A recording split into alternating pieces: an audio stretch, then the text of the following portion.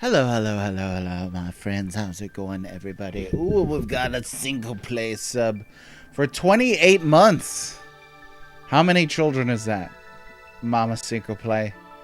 All right, somebody do the math. Thanks for the support, Cinco.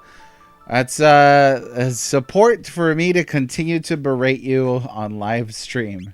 I'm glad you're here for it. Welcome. Hey, we're playing Chrono Trigger. We just got through my favorite section of the game. It's still ongoing, really. But we visited Zeal Kingdom, and we were kicked out because we weren't cool enough and wore bow ties when it was clearly a skinny tie type of place. So we can't go back there. If we go back to the Layer Ruins, nada. You can't get in there. That is, see that? It's really itchy in there. You can't get in there. So now we've got to find an alternative way to get into the world of antiquity and that time period. So what we're gonna do about that is fly around on our pterodactyls. We gotta break the seal. My goal today is to make it all the way to the Ocean Palace. I don't know that I'm going to be able to beat the Ocean Palace before the end of the stream, but that's the goal. We've got two fairly hefty dungeons to make it through then. We've got to make it through the Mountain of Woe. That mountain. And then we've got to get through the Ocean Palace. But Turbo, how's it going? Welcome back. Let's jump through here. Got to be able to jam out to the Ocean Palace theme. Yes! What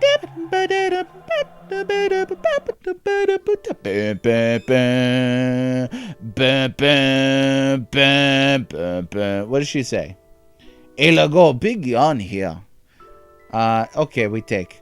Ella fight for world. Plus her theme is awesome. The screen is all kinds of crooked today. I apologize. It's hard to get it straight. There we go. Okay, well, we got to take Luca because she's level 26. I really don't use Luca a lot in this game. I think she's probably the least used character that I have. Aha! So you've been to the land of magic. Now that the pillar of light is sealed, you'll be needing something that will transport you through time. I recall someone working on such a device. The Wings of Time, I believe he called it. I'm afraid he became a tad psychotic, spending so much of his time doing research. Well, we'll find him. You could have given me a name, you know? But hey, let's take Ayla to go see this guy. I don't think I've beaten him yet, actually, so we may need to try that. All right, sweetheart. Unfortunately, you were born before magic existed, but you seem to have other skills that will get you by. So confirmation then that magic evolution began once Lavos entered here. Oh, this is going to be tough without any real healing in it. I think that's bad. That's bad. Cinco, thanks again for the sub. I appreciate you very much. Thanks for the support. Luca is also your least used. Oh, that did not work. That did not work at all. So let's go ahead and throw this match. I'll try and beat him with some other characters. Luca is your favorite. Try to use her often. I like Luca as a character, but I never have any reason to add Luca to my party. Like I guess what is like her gameplay function? She doesn't seem to really be like somebody that does more damage than others. I like that she kind of pairs well with Marley and that you get like Antipode. That's a cool spell. Dwarven Barista. All right, guys, today's topic will be far less toxic than yesterday. Oh no. Yeah, let's not go there. Dwarven Barista. Hey, how the heck are you?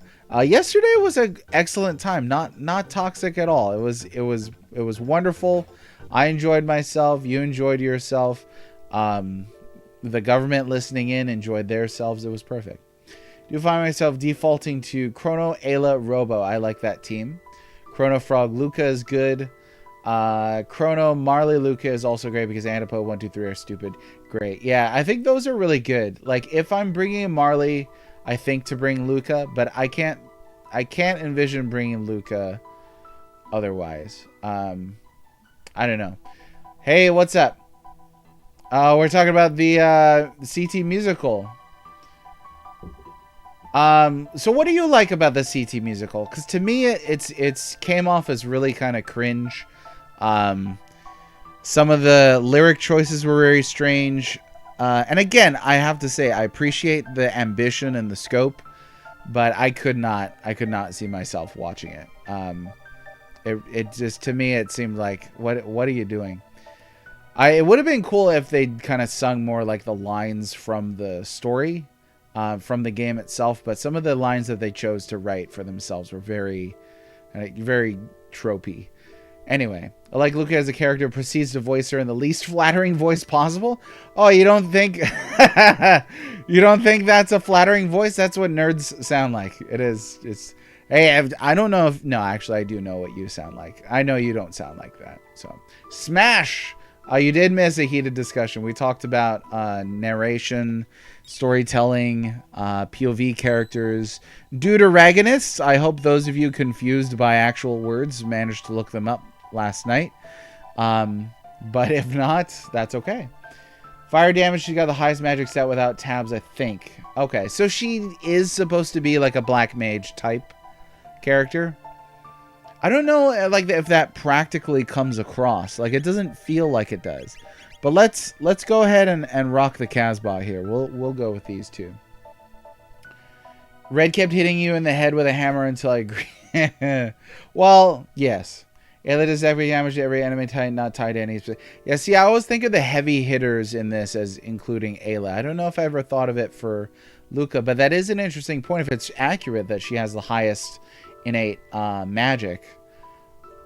Different rocks, huge physically, completely useless against Specchio. You like doo-doo dragons, so you didn't look it up. I had a feeling. But you admit it. You admitted it. You were lazy yesterday. She's a pure caster. Napalm is a good spell early on too because you can catch groups with it. But yeah, I don't know. Let me see what we got here. We're just gonna try and do our best. I'm not great at beating Specchio. He's pretty tough. He's a little toughy. He is. I'm gonna do something here. I'm gonna do something. Let's have let's kind of cheat our way around here. I really want. Let's see. Does napalm count as fire? It's gotta count as fire damage, right? I didn't have to look it up. I knew what you meant due to regular stuff. Oh, you spelled it right too. Congratulations. Well, I don't know. I guess you'd rather choose public humiliation over engaging with the conversation. I personally find that like shocking that anybody would choose that, but you continue to surprise me, Cinco de Mayo. At the same time, I don't use it much. It's pretty fragile. A lot of characters can output just as much damage. Yeah, I don't know. Let's try napalm. I think it damages him, but I can't recall. I really can't. I tend to think of Frog as like a Mystic Knight type character. And then he's got like the really light heals. Oh, she's toast. Bye. Okay, let's life that. And then try and get some hastes off here. See if we can't survive off of that. Okay, so here's an interesting question then. If you had to say for each Chrono Trigger character what Final Fantasy job class they would fit, what would you say? What would you say? I know that it's not like a one-to-one exact type thing. Hey, that was unfair. That really was unfair. She had hasty on too. You can't tell me that was fair, because that was unfair, is what that was. What it was unfair. Let's see if I can get Aura Whirl.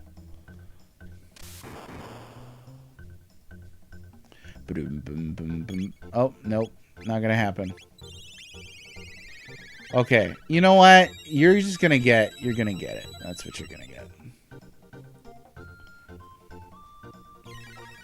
Like, clearly none of these characters are dragoons. Well, maybe Ayla is. She's got a lot of jumping moves.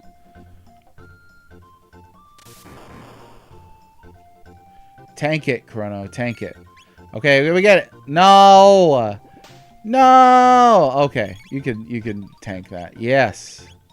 Get that off. There we go.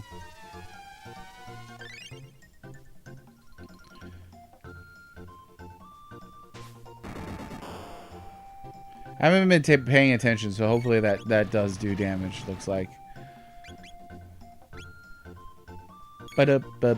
No, double? Double? Really? Do you gotta double it up? That seems a little unfair. Actually, Robo might be pretty good on this fight, because he's got a decent attack, or a decent all heal for everybody. But I know I want to keep the pressure up. Otherwise, it starts getting nasty in here.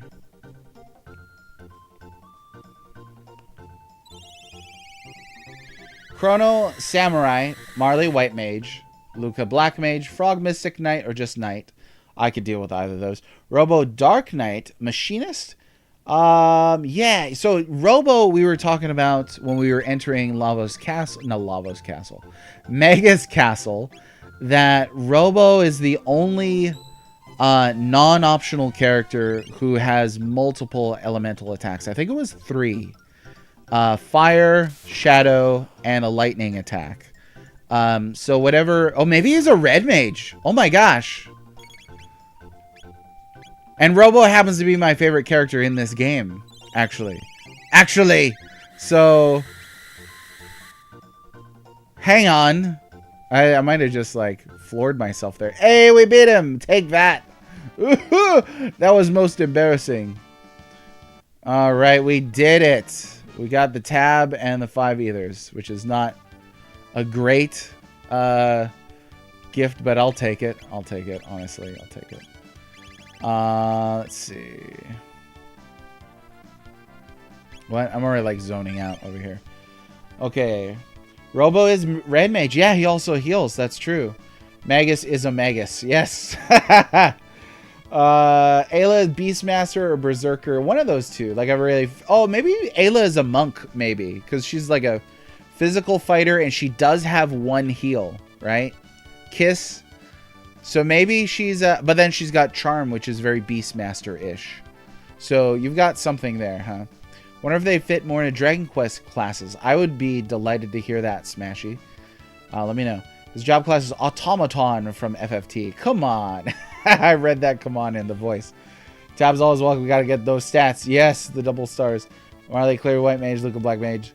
Thematically is Automaton, but game otherwise totally red mage. For sure. For sure. Definitely. Ayla would also fit as a fighter from Dragon Quest. She also steals.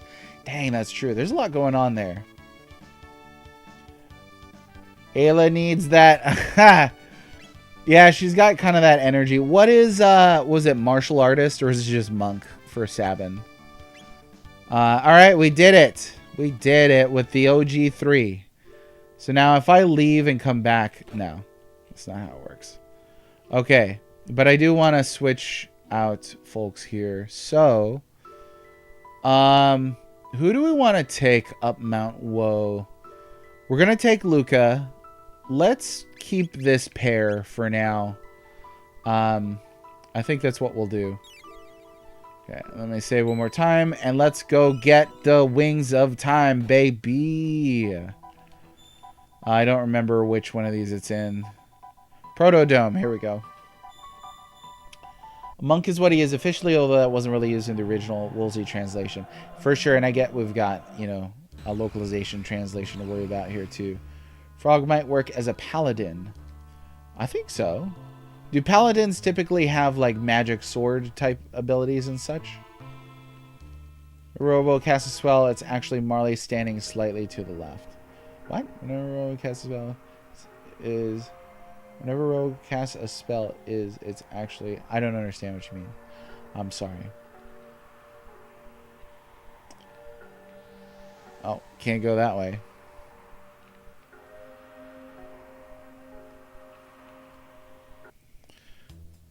Oh yeah, my boy. Lavish soundtrack. You only get to hear both of these songs, huh? You only get to hear just here? Is that right?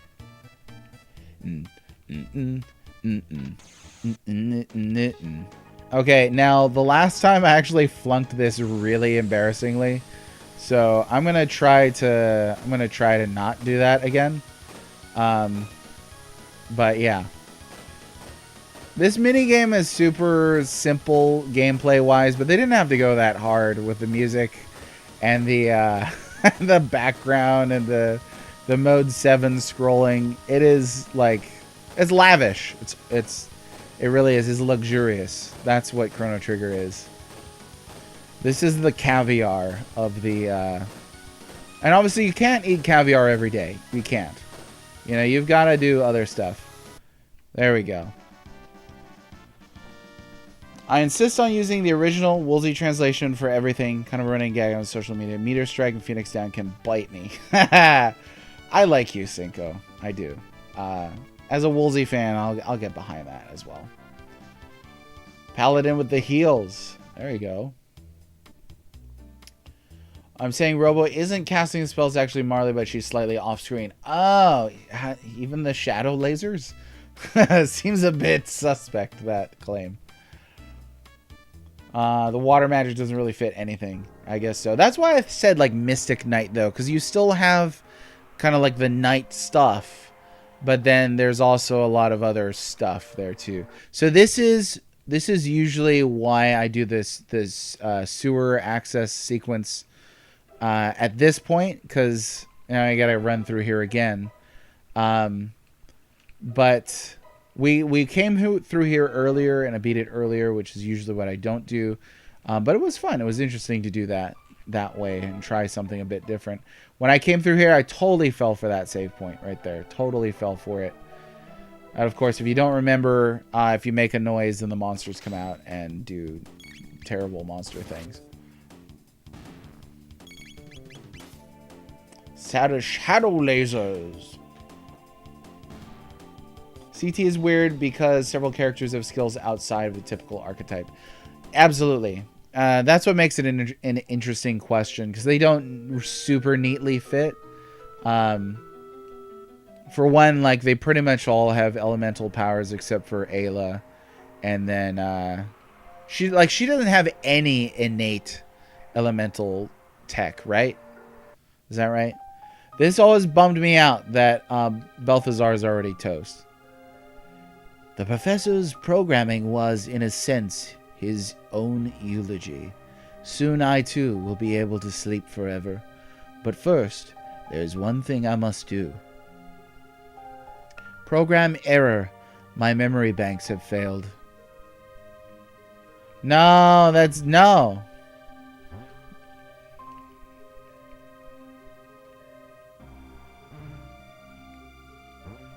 That like sense of loss is extreme in Chrono Trigger.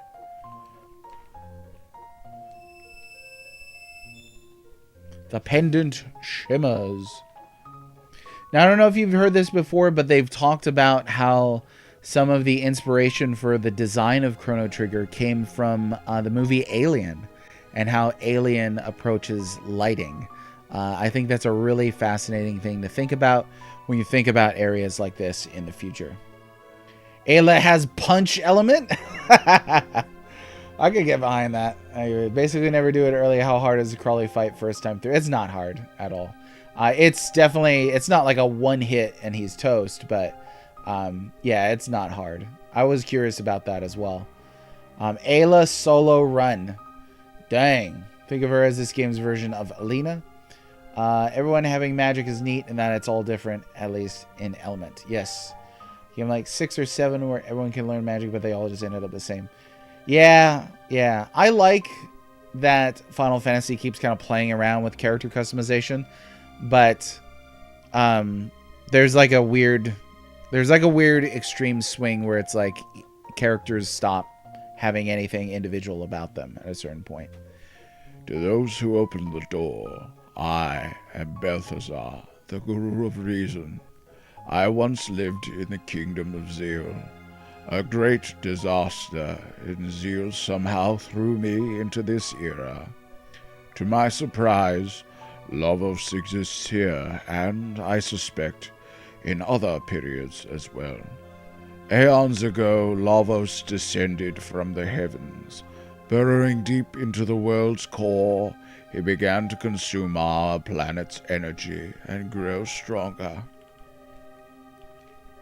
Lavos disappeared briefly when he was summoned away by a mighty wizard who lived in Guardia in the year 600. In 1999, Lavos claims this area and reigns from high atop Death Peak. Lavos continues to replicate like a giant parasite. He is consuming our world. Forced to live here, I continue to conduct research on Lavos, but I'm growing old, and it's impossible to keep sane in such trying times. So before I lose it completely, I shall safeguard my data and my ultimate creation. How I long to return home, but I have grown frail. So you who have opened the door, I leave things in your hands. Only by mastering time itself do you stand a chance against Lavos. The odds will be against you, but you are true heroes. Oh, typo. Come on, Woolsey. The world is in your hands. Open now the last door and take what you'll find there. My last invention, my wings of time. Poor Belzy. Always feel bad that we couldn't save him. Did Balthazar know that we specifically were coming? Or were those notes left for just anyone who opened the door? I guess he assumed that anybody who had the capability to open the door with a pendant would be able to respond to those notes with an appropriate understanding of context. It's surprising how much influence Alien had on Japanese gaming. Very influential film. And a wonderful film, too, recently. I watched Alien Earth, and it was okay. I mentioned that online, and somebody was like, it's great. I've never seen the original. So I was like, you need to watch at least Alien and Aliens. Yes, this game delves into emotions and loss even more than FF6 in some ways. The thing here is righting the wrongs of history. 4 had loss as well, but most of the deaths were reversed. Yeah, and 2, here with non-playable characters, obviously an entire world has been lost. Twice, because you've got the Cataclysm in Antiquity, and then you've got the Cataclysm of the Apocalypse as well. So there's quite a bit of a sense of loss in this. But this moment in particular always made me quite sad, and that is that Balthazar could not be saved. The original 12 was the worst for that. Eventually you unlock the entire license board for everyone, and they're all as good as anyone else. I just souped up Balthier and Fran. They were my Han and Chewie. Let's see. Zodiac Age is the only way I would play it from now on. People really thought of 1999 2000 was really going to pop off. Yeah, they really did. Let's see. Voices Ian McKellen Gandalf. It's a little bit of that. I tried to mix in some Peter O'Toole in there. There's some of Gandalf's raspiness. I wanted just a little bit of Saruman in there. It's the great Christopher Lee, but I don't claim to ever be able to emulate the great Christopher Lee. Shwetty, how's it going? Don't open the door. Oh, it's too late. It's always a game I like for atmosphere. The gameplay system didn't work for me. I liked it. It was okay. There's a British guy, Charlie Hopkinson, who does deep fakes with voice impressions, riffing on possibly the most benign use of deep fakes I've ever seen. Yeah, impressions are cool. They definitely are. I had fun setting up gambits and stuff. But yeah, that voice was a combination of a couple of different voices. Hopefully you enjoyed it, and it felt appropriate too. This must be the invention Balthazar spoke of. Wow, this is amazing. How do you tell the front from the back? Well, this is obviously the front over here. How do we get in there? Can't recall. Oh, yeah. That's right.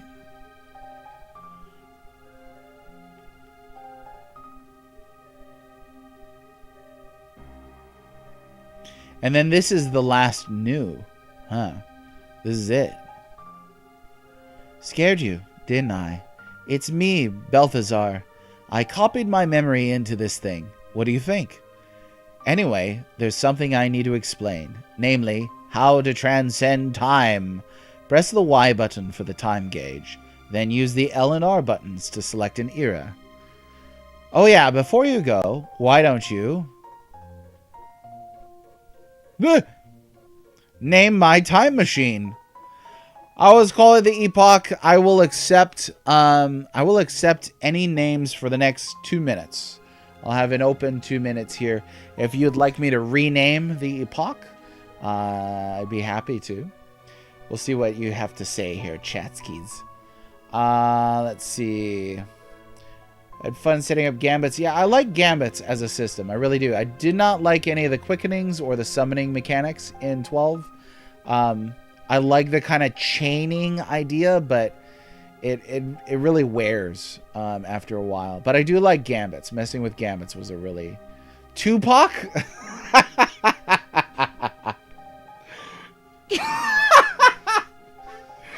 Oh, you got me there. That's pretty funny. Okay.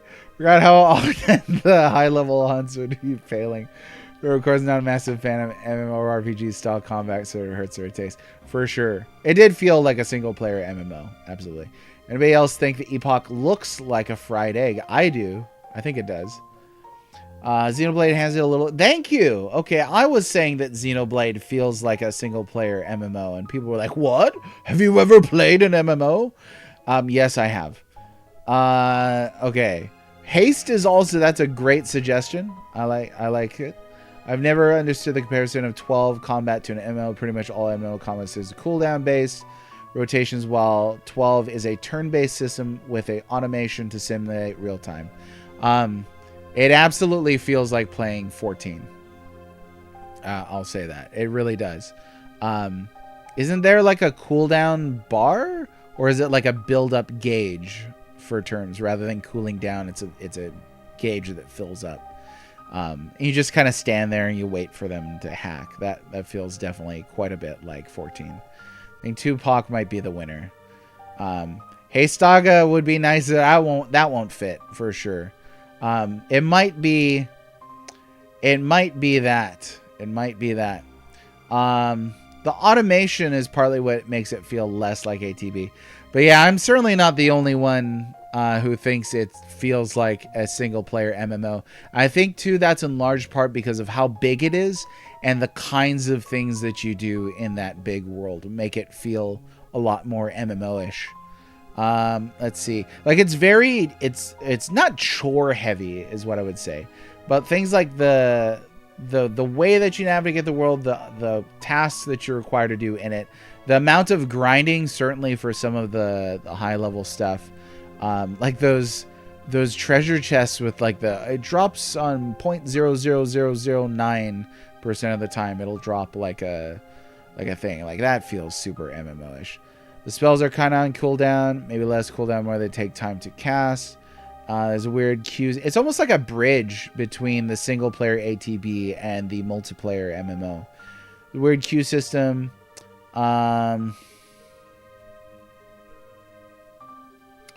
Enemies are pretty spongy. Some of them could feel certainly quite spongy. Okay, so we are going with Tupac. That's just brilliance right there. Well done, Dwarven Barista. Well done. Hop aboard. I'm not sure what news are supposed to sound like, so did any of you have like a voice in your head for what news sound like? Instructions for the time machine are as follows. Yeah, we're getting on board. Let's go. The last new mumble takeoff. Yes. Yes! Yes. Can't quite fly it around just yet, but still, yes. So much yes. Okay, Dark Ages it is. I'm calling it Antiquity. I want to say that's the DS name for it, but I've never played that version. So I don't know. How did I slip into calling it? How did I slip into calling it that?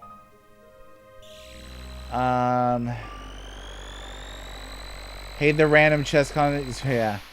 Xenoblade does feel like a single-player MMO. White Knight Chronicles I've never played. We're all right, aren't we? Awesome. Tupac's capable of this? Sure is. Now I gotta see Tupac every time they mention this. Oh my gosh. Used to be a common JRPG mechanic, chests having random loot.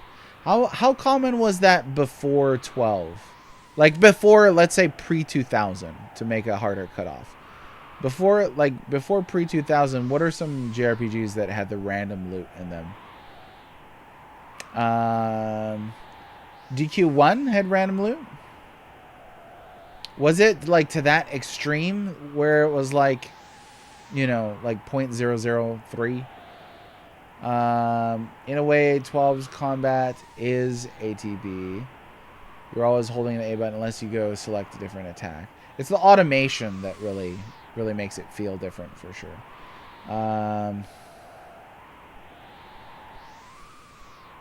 Let's see. I think all of those are fixed. In DQ1, they were fixed. I only played DQ1 once, so I don't remember. I imagine some of like the dungeon crawlers would have random amounts of random items. Give the news the same voice like with the Sproutlings from Legend of Mana. Well, what did the Sproutlings from Legend of Mana sound like? They weren't voiced, right? Now I'm struggling to remember. Was that like the cactus in your bedroom? Oh yeah, back to my favorite zone. The power is sealed, so we can't go that way. No, see, I already don't remember this part of the game at all. And I gotta stop pausing to talk. I have to, because we've got to get a move on. Oh, here we go. That's right.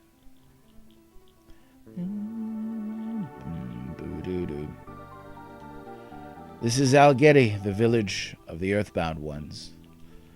We Earthbound Ones lack magical powers. That's why we were banished from Zeal. And now I'm supposed to be like, oh, Zeal, they're full of tyrants and snobs and caste systems, and it's still cool. It was still cool up there. I'm not gonna lie. Hey, there's Demon Edge. It's a lot cheaper. Comet, Arrow. There's a lot here. I remember buying quite a few items here. I think what I'm going to do then is we'll go ahead and start selling off some old stuff. I love keeping it around. I don't know why. There's no reason to. I don't think anybody is a ninja in this game where you can like throw items and junk, but I just love keeping the stuff around. I don't know. It feels right to me. Oh, okay, let's do this. Pay attention to what I'm doing before I accidentally sell the barrier that I never use. Okay, plenty now. So we got this thing, this thing, this thing, Flash Blade. We're gonna buy 3 Lumen robes. Oh shoot, that was a lot. We'll buy 1. Oh, no, we don't have flash mail. Okay. Let's go ahead and equip some stuff. Hey, you can't sell Slasher? I guess not. Oh, yeah. And then let's do the Lumen Robe.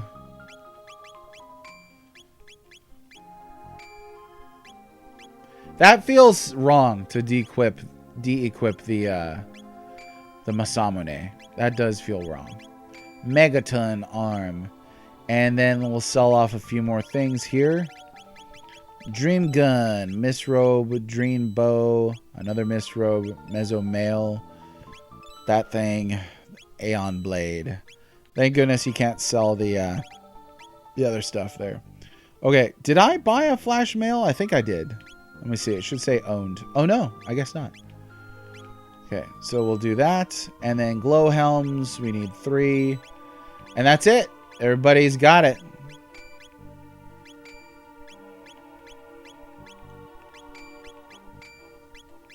No, she can't. Okay. Yeah, that's a dude's helmet right there. And then... Okay. And then we can sell these off as well.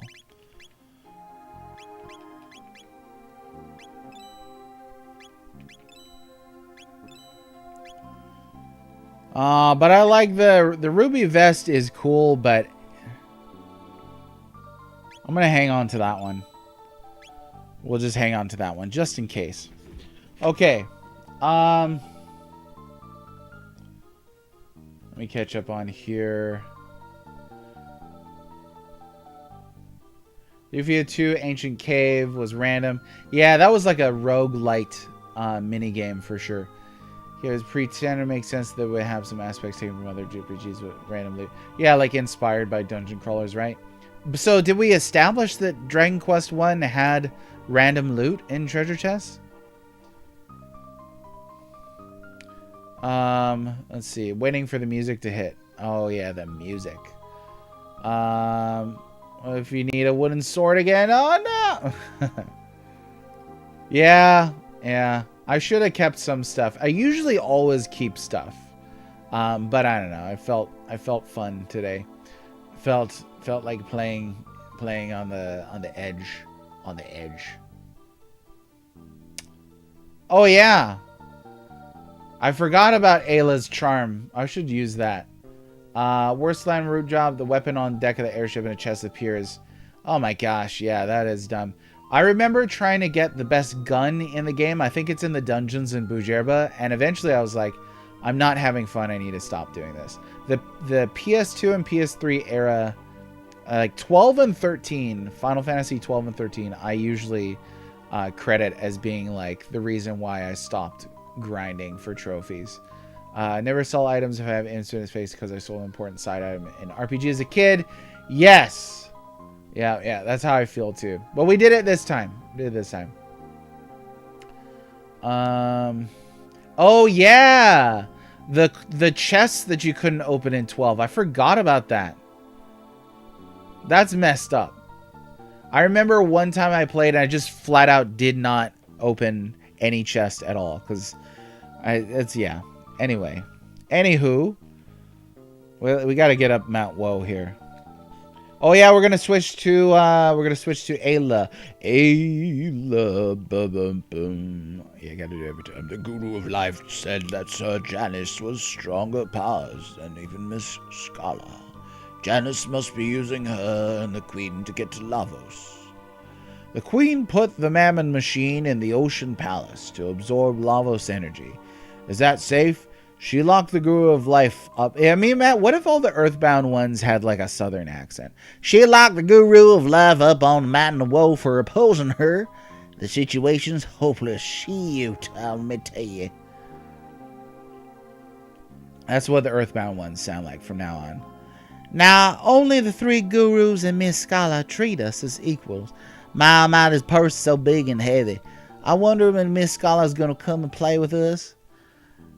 I would like to do some time playing in the ground. The beast nest is dangerous. Better stay away, okay? This feels wrong. Spend the night? Yeah, I'll spend the night. It's a fine, fine place. Spend the night. Foghorn like, boy, I said, boy, the Earthbound ones. Let me tell you. Look at me when I'm talking to you, son. Foghorn Leghorn might be my favorite Looney Tunes character. Long ago, the enlightened ones and the Earthbound ones lived as one. But then, that their magic shoot down on a witch's spell. I don't know. Our hero, the Guru of Life. I could talk like this because I live in Texas now, okay? If you're offended, get out. Our hero, the Guru of Life, rejected the Queen's plan, so he was banished to the Mountain of Woe. Boy, let me tell you what. This hole leads to the beast nest. Through the nest, you'll reach the place of chains, which anchors the Mountain of Woe. Okay. Brad. There we go. Okay, let's break the seal, y'all. I remember the boss in here. Not a huge fan. Not a huge fan. But you got to do what you got to do, right?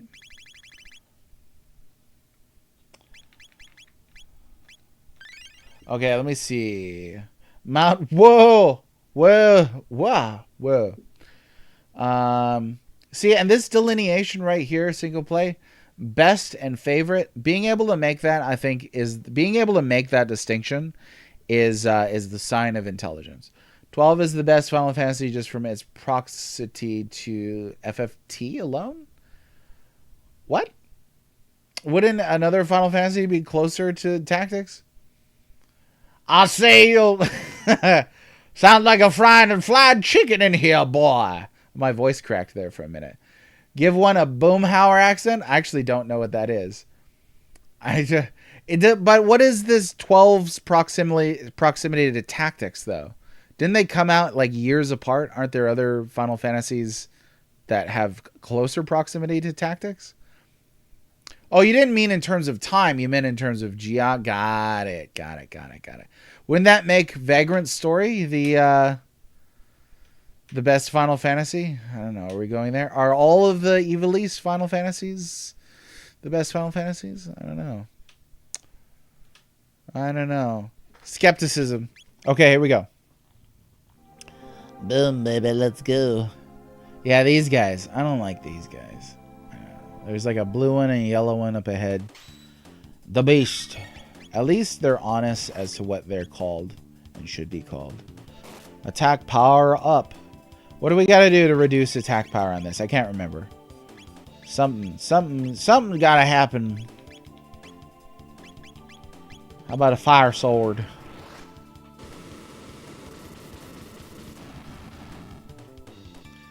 Oh, yeah.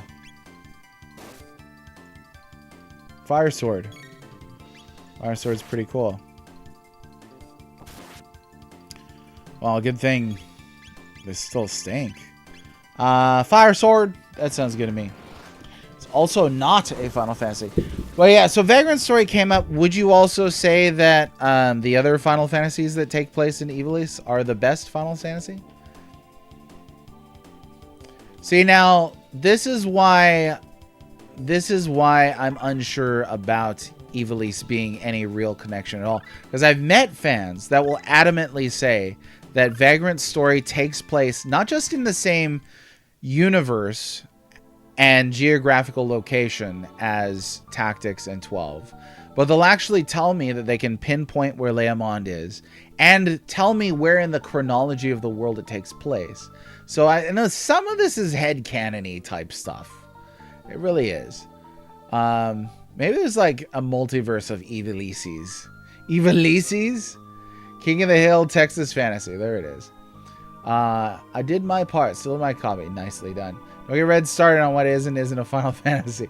I would not personally, I would not claim that Vagrant Story is a Final Fantasy. I wouldn't. That was almost sort of, playing to the crowd. But, yeah, Revenant Wings. Would you say that Revenant Wings proximity to Ivalice makes it the best Final Fantasy? I don't pay that sort of attention to those details. Some people, I mean, that's deep fandom stuff. I couldn't be bothered. 14 Ivalice raids. Yeah, so does that mean that 14 is the best Final Fantasy because it's set in Ivalice? I don't understand this claim. That's what I'm trying to understand. That's all. Just trying to understand. Sometimes, and this is the bit about my personality, is a lot of people don't understand that when I'm asking questions and confronting claims, I'm trying to understand. Because I don't understand. But I would like to understand. Please help me to understand. Stone an enemy. Let's try it. Power up. That's the way that it says it, and I cannot be convinced otherwise. So that was a lot of damage, actually. That was not nothing. Yeah, Ayla is a powerhouse. Now, I know that Luca eventually gets that gun that does, like, random damage. Has anybody in here ever one-shot, like, a boss with, like, a crazy amount of damage from that thing? These two guys. I remember getting stuck on these when I was a kid. You can't pass through here. And I don't remember the gimmick. I really don't. Because there's something, right? I mean, we could try and take out this this dude up here.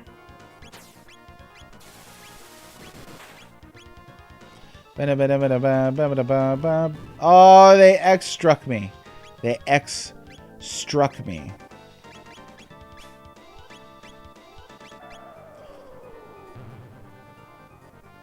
Oh yeah. We don't really have any healing. We don't really have much healing here. So that's going to be a problem.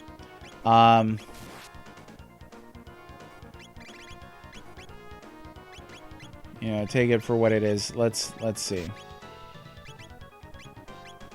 Just going to keep rock throwing because that is boss. I don't think we have Charm learned yet, actually. Can't remember who brought it up. I think it was Cap Supreme. We do not have Charm learned yet, so that's problematic. But, you know, we're going to have to figure that out.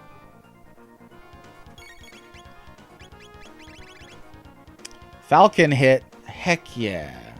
Heck yeah! Let's see. 14 connections to tactics isn't as strong as 12. So, like, 12 and tactics, like, tell me, like, what do you think they take place in a chronology or just take place in the same geographical location, but that's not loose? As evilly purely through cowardice. What? This is where Marley or Frog would be helpful for sure. I think they both do have elemental weaknesses. I think you're right. Like making Yuna a pop star. Yeah. Square Enix, ladies and gentlemen, that's why.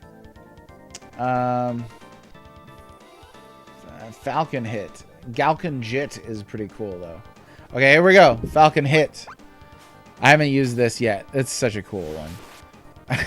Yes. That's pretty rad right there. Luca, you're gonna be a healer now because that's just the way it goes. This Falcon hit is just that cool. I got Flame Kick. There's too many good techs in this that are just awesome and deserve more attention. No, how could you do that? You're gonna get Falcon hit it again. Yo, and these guys have a lot of life too. I mean, that is not a small amount of health. Because I've been wailing on these broskies, and they're just absorbing all that damage. That's the bit right there. I don't appreciate bosses that heal. I really don't. I mean, it's a numbers game at this point. Like, I could keep playing this game with this, but it is vexing when a boss heals itself. Like, do you ever think like a boss is vexed that I get to heal? You know, they're just like, what? Spent all that time. It feels like they would be upset. No, Duca, no. I'm just gonna keep pouring it on.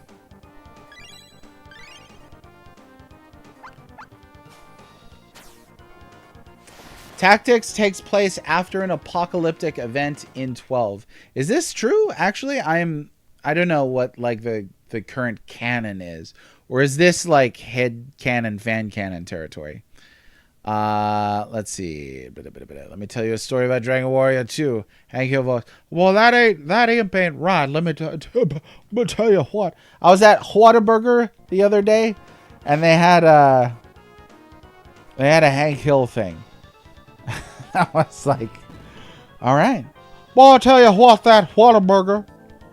That's some dang good stuff. Whataburger is actually the sole reason why I moved to Texas. I don't know if anybody in here was aware or not, but it absolutely is. All right, we're gonna be needing some significant healing here pretty soon. Die already, thank you. My gosh. My gosh. Okay. So I think I could start to use this here just to free up one of the other turns. Because that's a decent amount of damage for one character. Oh, I better recharge after all this. Let me see. I can't remember what is what. Lapis is a heal for everybody, if I remember right. So I'm going to use that. Yeah. Okay. Boom, boom, boom. And then let's go ahead and we'll just mix it up. Because rock throw is excellent. He can wipe your party, revive you, and wipe you again? Are you kidding? That's messed up. I want to say there's an RPG. I can't remember what it is now. There's an RPG where the boss would not let you die, but it was really hard to win as well. That seems like that's pretty jacked up stuff. Right there it is.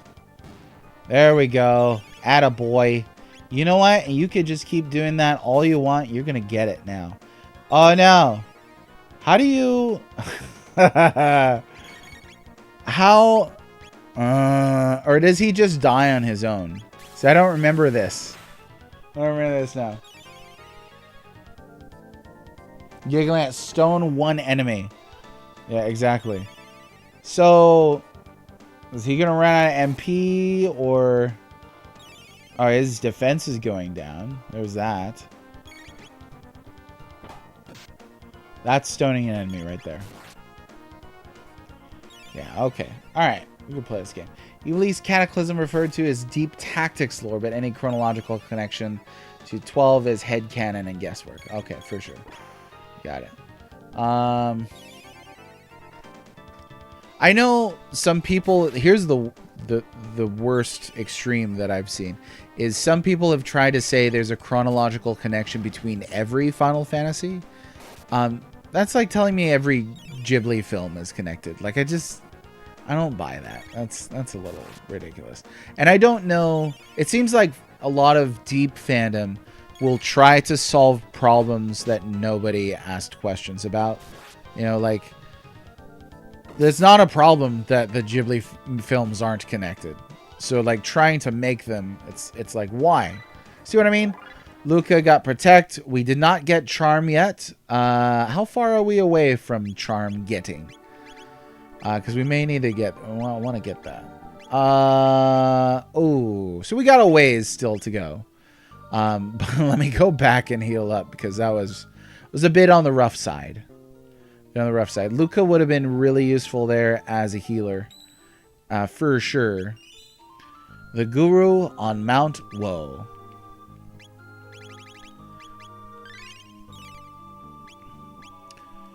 Okay.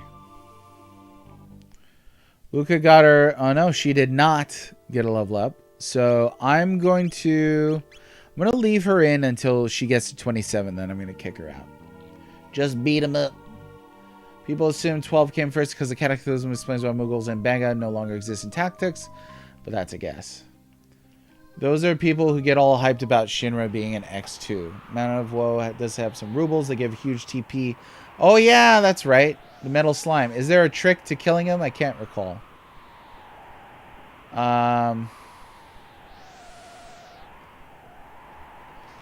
Okay, here we go. These guys, right? Rubbles. It's just crit luck. Is that it? I'm gonna look it up. That's what I'm gonna do.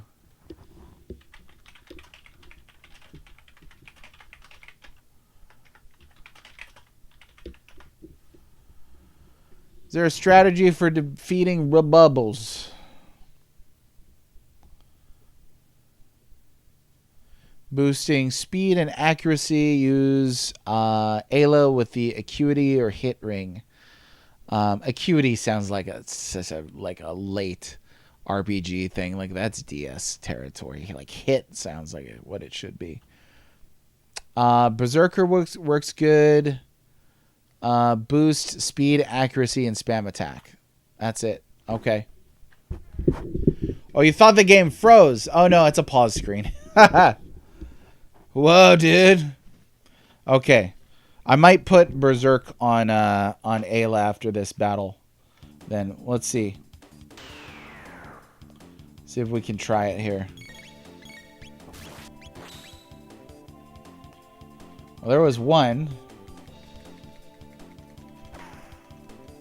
You know what? You had one job, literally aiming. We had one good hit. And I don't know if we're going to get a second one in. We just need a second one. Yeah! Let's go, baby. Good job, Ayla.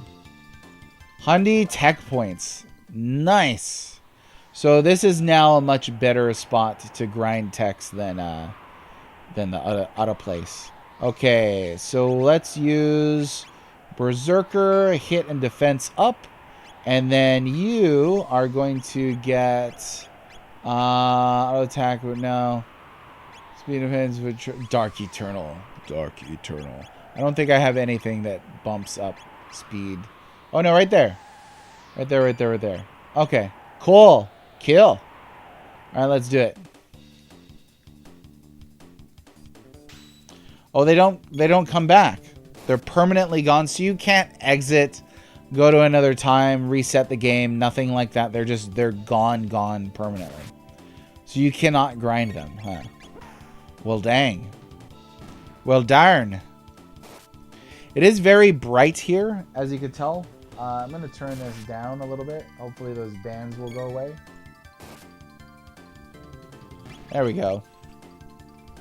And then another thing that's bugging me about the way this is looking.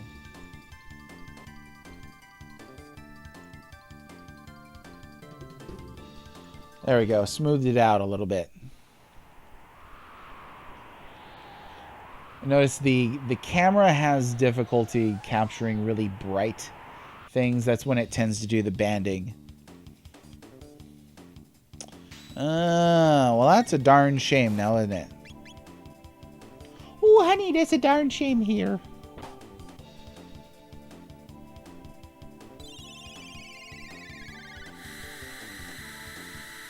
Yeah, and then I guess this is a one-time area too, huh? Because once you complete this dungeon, you can't come back here. But we'll try and get as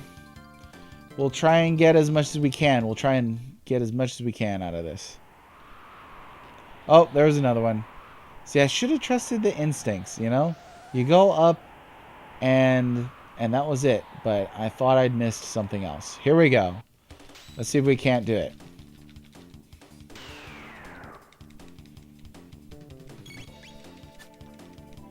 Ayla looks hilarious with her skin just like completely changed color there. You could tell she is berserked. No, come on, give it. Yeah.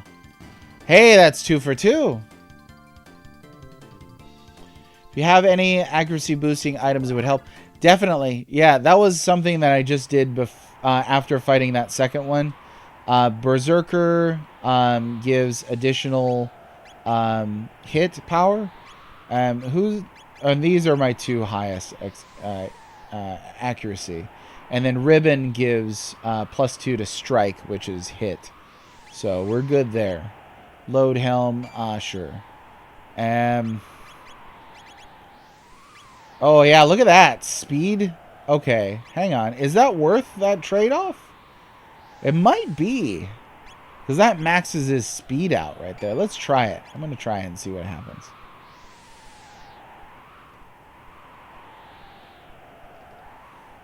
Oh, no, don't worry about it. Don't worry about it. I'm happy to catch you up to speed. I guess it's the middle of the day. So yeah, I've got some items on that should help, ideally. But we'll see. This could be the one that got away. But so far we've beaten 2 of 2.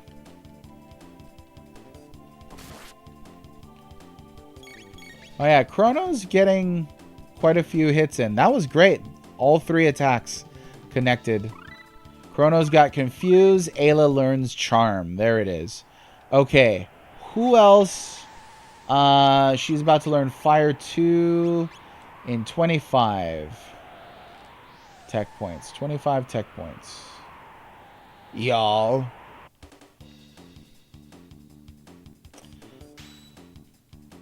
Anybody ever have trouble with the boss at the top of this mountain?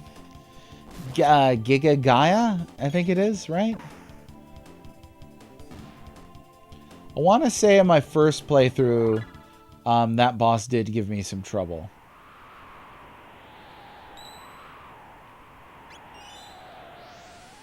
We'll go ahead and use, whoops, shelters because they're awesome.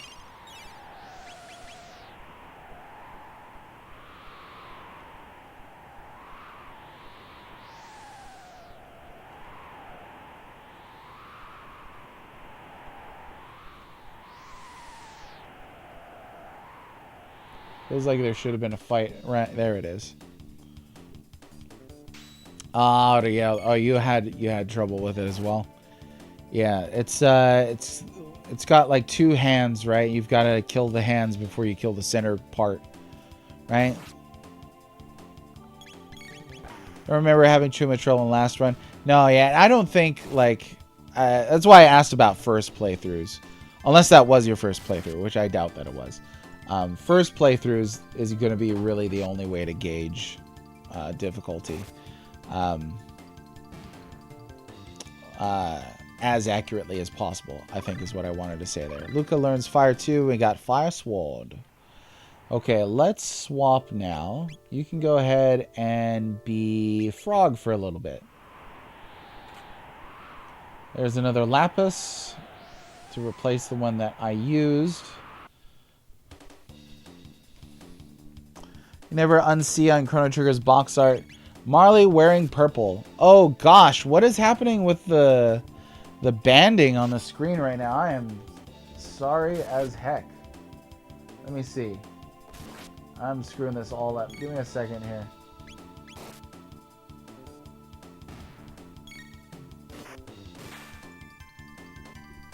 Let's try this. I might have to do for now. This is a really bright area. Giga Gaia Cookie Monster, it's the eyes. I'm an excellent background for Library of Congress cataloging. I'm very happy to be a part of that work. So thank you for allowing me to get into your brain space while you do that. Twitch crapped out. Twitch is, it's twitchy and it's glitchy is what it is. Let's see. Oh yeah. Chrono Trigger box art. So that is, it's actually a specific spell in which it appears as if Marley is throwing fire. I can't remember what it is, but she's not actually casting fire. Chrono wearing the cape is pretty fly. Their costuming is definitely weird. And then fighting Heckran in the snow is based off of an early screenshot. And actually, I think you may fight a Heckran-like creature on Death Peak, if I'm remembering right.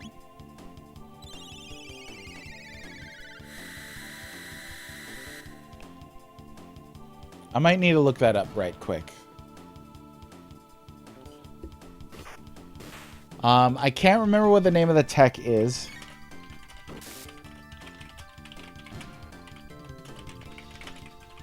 I comment on this all the time because it does get brought up quite a bit.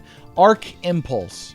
So if you look up the Triple Tech Frost Arc, it would be known as on this one, or Arc Impulse. It is that which is being depicted. And then I feel like I'm missing stuff here. Oh, hello. What's this? A ranger caught off his guard. Let's swap this back. You can go ahead and have the scope. And you can have the ribbon. Aw, Hero's Medal. Aw, why didn't I equip that? I never equipped that. Darn. Darn, darn, darny, darn, darn. And then, let's see.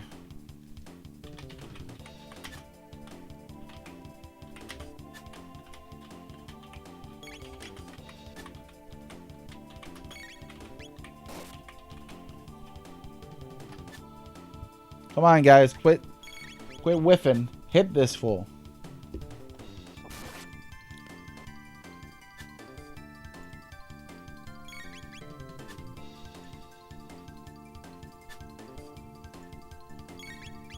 I might be misremembering some of this stuff. Let me see.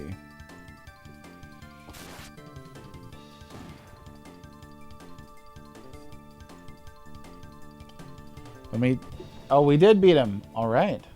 Okay, let me take a quick glance through here.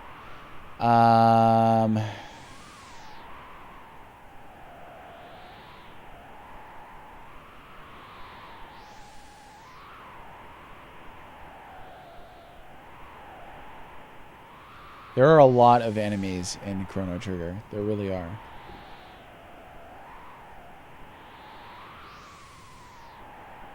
Some of them look so Dragon Questy. For obvious reasons. It's still looking, still looking.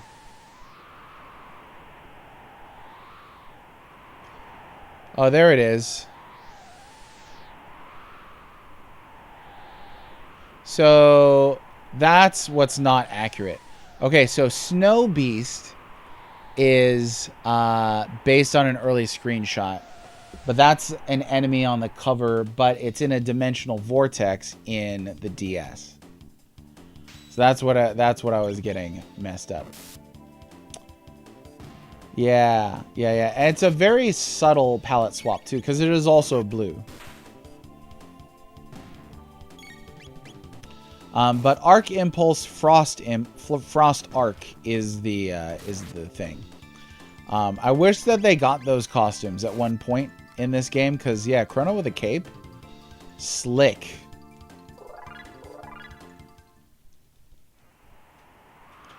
Raggy looks like rubble. You know what? Now I can't not hear Scooby-Doo saying that. Okay, I'm sure I missed something in this area. Let me backtrack and see what it might have been.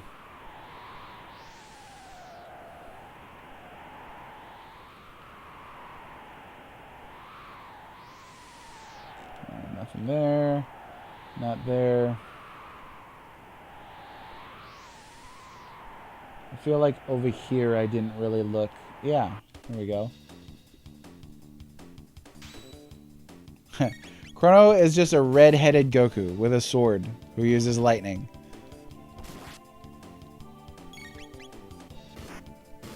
$100 tech points is fantastic.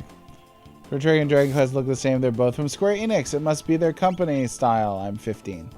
I knew the age was accurate. Don't mind Purple Marley? Yeah, no, this is great. Yeah, her like weird Aladdin costume is kind of strange when you think about it over time. Okay, see, I didn't go this way either. Roku? Raggy?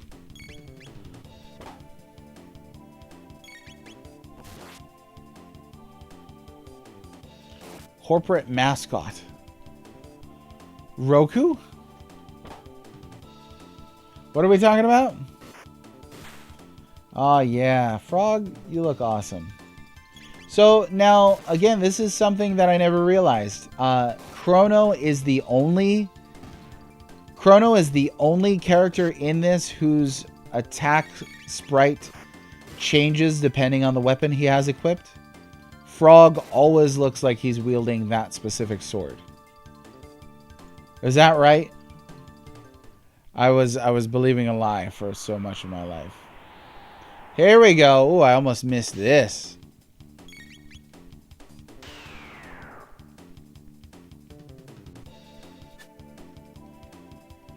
If you charm enemies here, you don't have to buy new gear and zeal. Okay.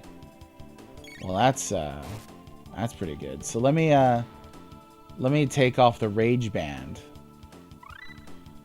Got that water too. Sweet. Okay. I'm gonna say, oh man, cure 2 though. I'm gonna leave that there. I don't know how many of these there are, but we've killed each one. Just fine. So take this off. We'll do the power glove. Power glove. It's so bad.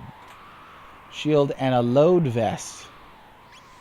How about that right there? Alright, bubbies. I think that is good. So let me do another one of these. And then we'll save here.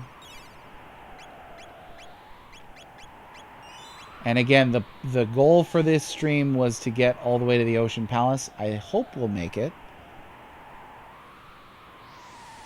Something's over 9,000. That's when you get the 2 stars. Nothing over there. Okay. I'm satisfied that that's everything in this area. There's more. But wait, there's more. Okay, let's try charming. Use your charm. The attack effects, yeah, but not the sprites. See, that's what I had misremembered. I thought that it was the sprites that had changed. To this day, the only Dragon Ball anime you've ever seen is this 3-second clip. Oh, so you've never seen Dragon Ball or DBZ? I went back and watched Dragon Ball after Akira Toriyama passed.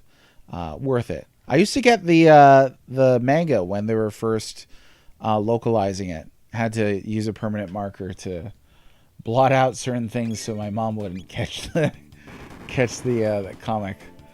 Be like, what the? Yep. Sorry, Mom. Of course, when you use a permanent marker, it bleeds right through the other side of the page, which is fun. Oh, yeah, Pearl Edge. So what is Pearl Edge? Oh, you read the manga. Oh, okay. So what year was that? Well, did you read it when they first started putting it out? It was like, what? Like 95, 96? Something like that? Where do they get a load of me? Where do they get a load of me? I get it. Load. Yes. I don't like these guys. I don't like Blizzard Chaos. That's bad. Can y'all do anything else other than that? Or is that their one thing that they do? Is there any way to run from battle in Chrono Trigger? I actually don't know. Oh, Curiosity in the 2000s. Okay. Original Dragon Ball was closer to the 80s? Oh, I mean when they first started localizing it. The manga, not the show. Yeah, I tried running LNR. I don't know if that was a FF7 thing or not. I don't know. Didn't quite work out just now. Okay, let's make sure we charm skis. Oh, we did get the Pearl Edge. So have to watch out for that. No, come on, Ayla. Use that charm. Wow, okay. Alright. Slurp. They could have given it a nicer name, honestly. They could have. Yo, you know what? Not a huge fan of that. You can just go ahead and get out. And then I will try stealing from this gargoyle. No! Why not? It is LNR to run?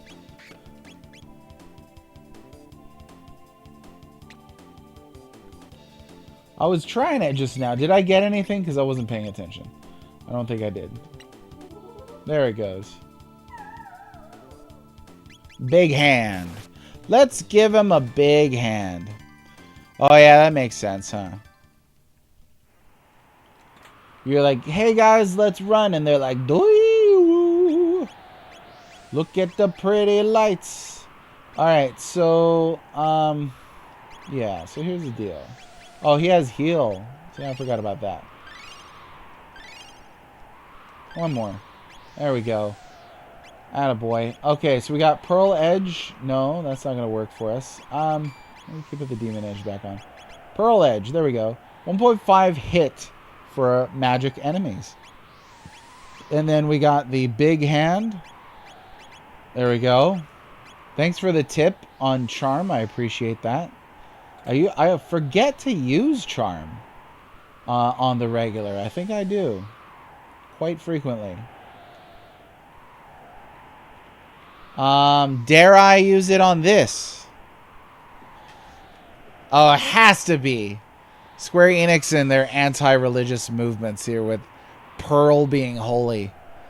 I mean, it wasn't Square's fault. It was an overly sensitive America. And nothing's really changed. All right, let's see. Rubble. Rubble, you charm it for a mid either, so who cares? We don't really need that. Yeah. It was for the standards that were set for the for that American audience. Right, but it's what my point being that Nintendo of America had those policies in place because of the sensitive audience that they were trying to sell to. You remember the satanic panic period. I remember my parents being against Pokemon and stuff like that, and I wasn't even into. I didn't even have Final Fantasy. No, I did. I don't know that they knew about it, but yeah, same sort of thing. Hey, all three. Tailspin. Ho ho ho. Tailspin. Tailspin. One of the worst Disney afternoon shows. I'll come right out and say it. I don't think Tailspin was that great. I think DuckTales was awesome. Darkwing Duck was freaking fantastic. Never was a huge fan of Tailspin. Pearl clutching? Get it? Get it? Yes. Pearl? Yeah.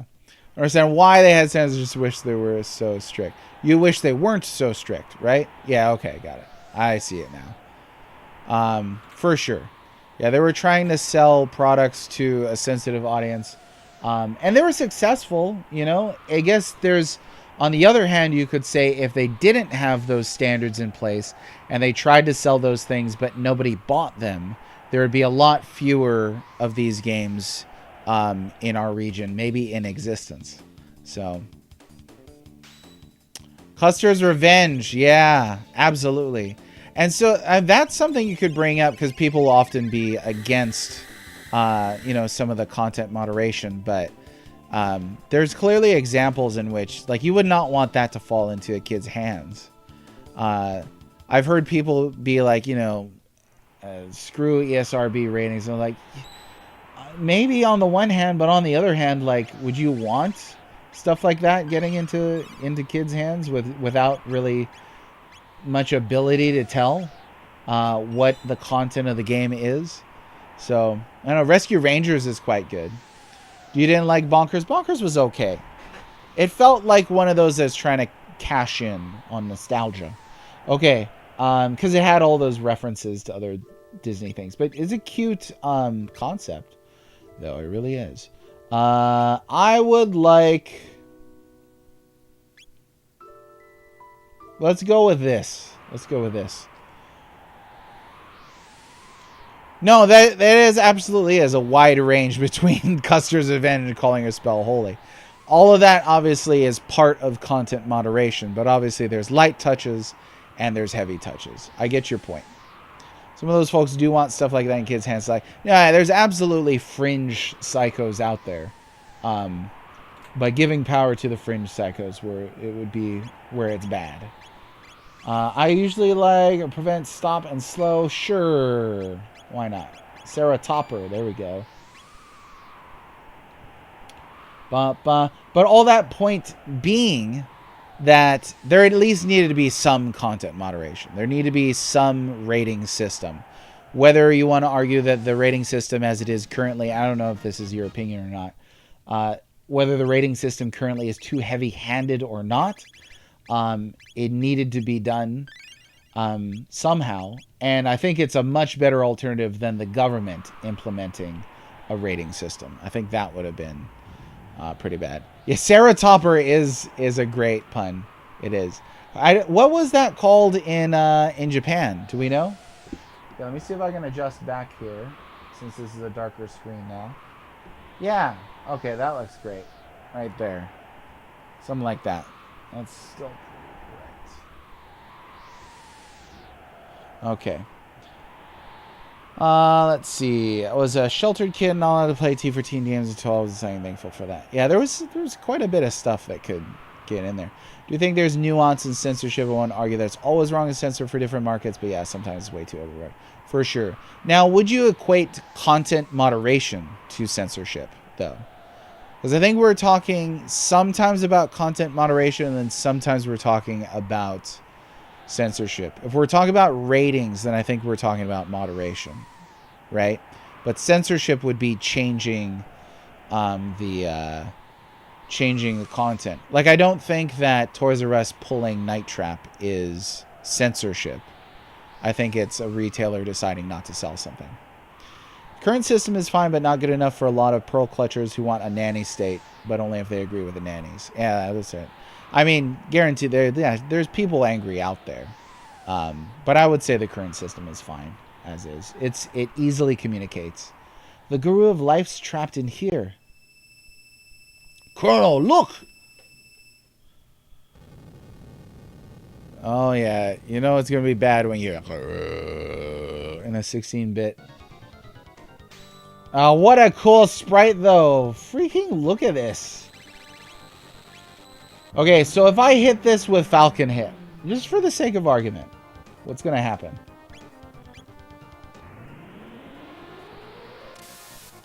Alright. Okay.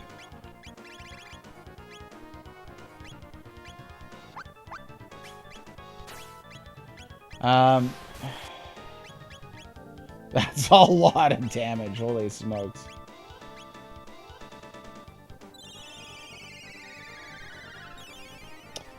Let's see.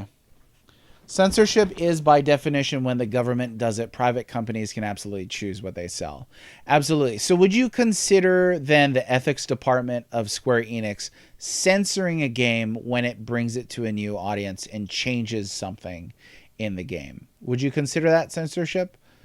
Or you think censorship is only on the government's behalf? I don't know if I have an opinion about this, so I'm curious as to your answer. I think some moderation is fine to understand why publishers would tone down certain elements down to hit ESRB thresholds, for sure. And they do the same things with movies, right? Like they know PG-13 is probably going to make, on average, more money than something that's more restricted. Let's see. Ultimately, it's about sales numbers, small changes, for sure. This guy could be tough, absolutely. Say the difference in censorship is keeping the thing from being made by legal force. Moderation is the creator deciding not to make it in the first place. Could be for any reason. So then what would you call through the process of localization something being removed from the original content made by the actual creator and not like, a foreign ethics department?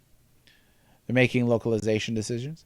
And then there's the middleman, Toys R Us deciding whether... Yeah, like I don't consider Toys R Us to be doing censorship at all. Like that would be me. Like if a kid came up to me and was like, "Hey, sell me your copy of The Last of Us," and he's 8, I'd be like, "No," like that's not me censoring or anything. Just being like, "Nah, I don't think so." I think some companies self-censor, but that's generally for monetary void rating thresholds. I think certain things would be called censorship colloquially. Great word, by the way. I think we often speak in colloquial terms. What strikes me out when people reference the definition of censorship with something that isn't the definition of censorship. Well, I spoke with somebody yesterday who was trying to define video games as not video games. I said video games are games, and they said that's too limiting on what video games are to call them video games. So there's people out there with interesting choices of opinions. Let's see. I think it depends on whether change was done internally by the creator or heavily encouraged by outside forces. In this case, it would be like an ethics department, right? Okay, reviving head with defense arm. No, defense arm. How could you do this to me? You're going down.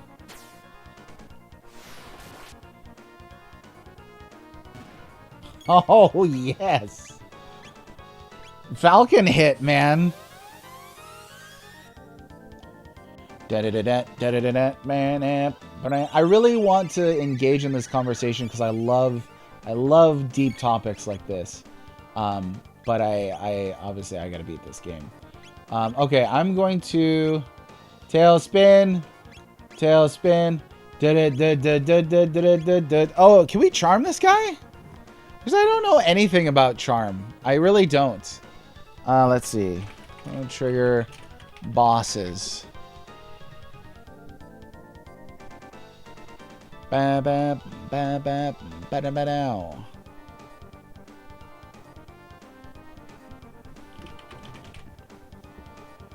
Okay, and then this is Giga.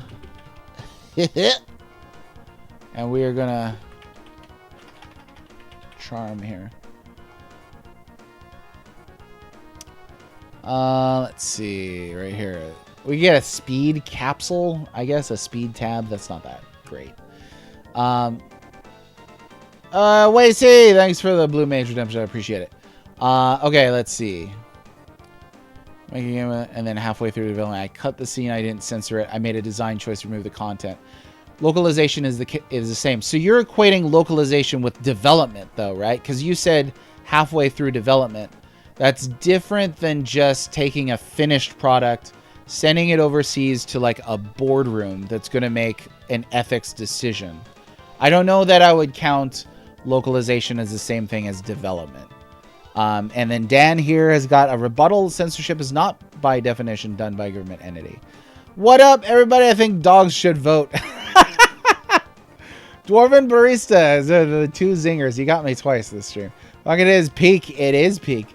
Changing content for localization would still be moderation since it's not a prohibition of the content from the outside, but part of the collaborative effort to make the localized game. I think I would agree with that. Content moderation, not censorship. Basic definition of game. Yeah, I would count a walking simulator a game. It has rules. It has inputs. It's something that you play, quote unquote. I would call a visual novel a game in a different way that I would call a novel a game, though. Like, I wouldn't call a novel a game at all, but I would call a visual novel a game. Interceptor is the main character of FF6. I'm not going to charm him. Let's see. Tailspin takes place in apartheid South Africa. Dang. All right, drink some coffee, Dwarven Barista. Make me a mithril macchiato. Wacy, thanks for being here. You came in just in time for Giga Gaia, and his shocked face. He's shocked that we're having this discussion about censorship. Look at him over there. He's just screaming taxation is theft. That's his big... That's Giga Gaia's tagline. He's totally like that. I hope that you're looking up stuff on other game facts. Chrono Trigger. I don't know. I'm just looking at whatever is fastest. If you look it up, you can tell me, is it a speed tab? I mean, I'll try it. I'll still try it. Localization is development. That is a very curious phase. I've never heard that before. Never heard somebody equate development with localization. Because development seems to be towards a finished product. Localization seems to be taking a finished product and then localizing it into another language and culture. I don't know, because that would seem to me to be like, is translating the Bible the same thing as writing the Bible? I don't know. I really don't know about that definition. I can appreciate that you've been in charge of localization for multiple games, but it's very difficult for me to think of localization as being part of the game's, certainly initial development, towards a finished product. Let's see. Black Omen has those wall enemies. Yeah, we're not going to worry about speed tabs. No, Ariel is totally Cookie Monster. Look at him.